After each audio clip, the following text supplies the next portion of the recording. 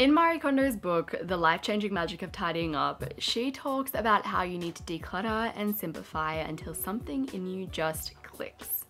There'll be this point that you reach when you're simplifying your space, when you'll know that you've hit where you need to be. But this video is all about what you need to do after that. In this video, I want to talk about personal policies to create, routines to put in place, and things that you need to avoid in order to create a continuously clutter-free life. Firstly, create a bag inbox. When you are at the shopping center, if you're at an appointment, when you are at work, people are just going to hand you things.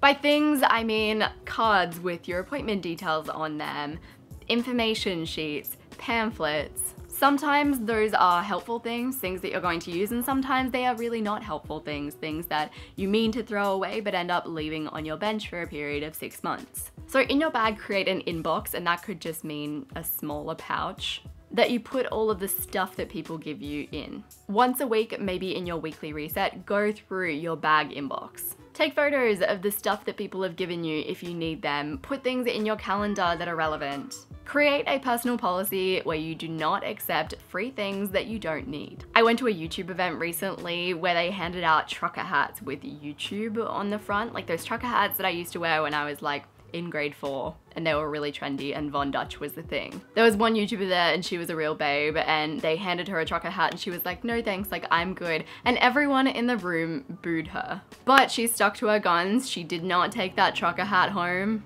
and she avoided taking something into her space that she would never have used and that would have ended up going in the bin or to a charity shop. If you go to a conference, a networking event, or anywhere where people hand you free things like stress balls with a brand on it, or pencils with a brand on it, or little branded torches, don't accept those things. Those are the things that end up in your junk drawer that you never ever use, and eventually they will go in the bin. Create some personal policies around gifting. Gifts can be one of the trickier things when it comes to decluttering and creating a simplified space, because it's one of those things that you don't have full control over, which is why you need to plan ahead just a little. I think gifts are a really important part of society, and it's an important cultural thing. People want to give gifts. When it's your birthday, people want to give you something to show that they appreciate you.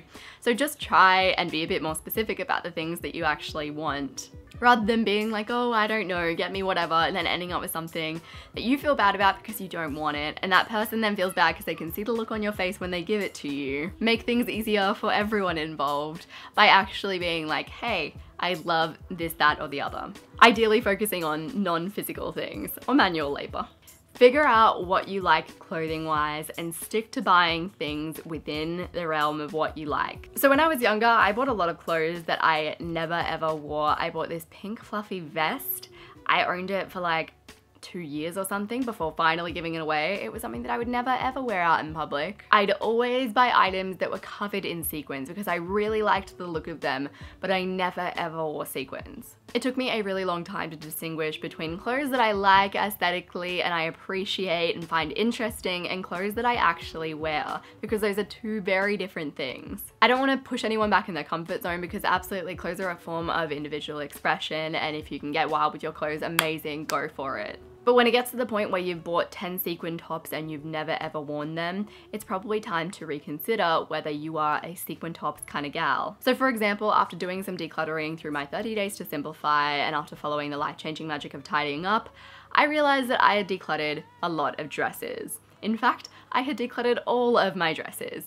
And it's only been since decluttering that I've actually come to the realization that I don't wear dresses. I'm not a dresses kind of person. I like dresses. Other people wearing dresses, I'm like, yes, you look amazing. However, I don't wear dresses. Even if I had all of those beautiful dresses in my closet, I would never reach for them. So by reflecting on what I've gotten rid of and why I've gotten rid of it and the kind of clothes that I reach for the most often, I've realized that I never need to buy a dress again. Unless there's a fancy event, and then I might rent one. So really take a second to analyze the clothes in your wardrobe, analyze the clothes that you reach for the most often, and analyze the clothes that you don't really reach for and why. You might find that actually you're a person that really likes wearing skin-tight clothing. You don't like loose clothing. Or you actually rarely reach for anything that's colorful, or you never wear patterns. And that can help you to inform your future purchases to make sure that they are purchases that you will actually utilize and that they won't become clutter.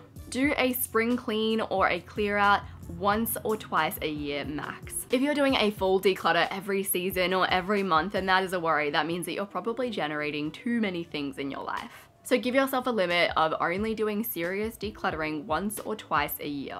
That way you don't make your purchases knowing that, oh hey, at the end of the month I'll do a declutter, so I mean I can make room for this in my wardrobe. Make your purchases knowing that, hey, this is something that I'm gonna be wearing tens of times, hopefully hundreds of times, and they are quality long-term purchases. Make a conscious decision to aim for quality, not quantity.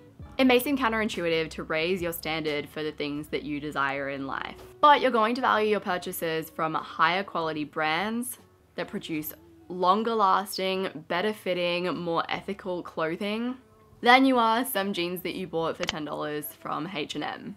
A lot of the time your mind does equate money with value, and if you know that you spent a lot on a purchase, you're going to treasure it more than something that you spent very little on that seems kind of like a throwout item. If you're interested in learning a little bit more about purchasing your clothing items with thoughtfulness and with care, I'd recommend watching the documentary The True Cost. It's on Netflix.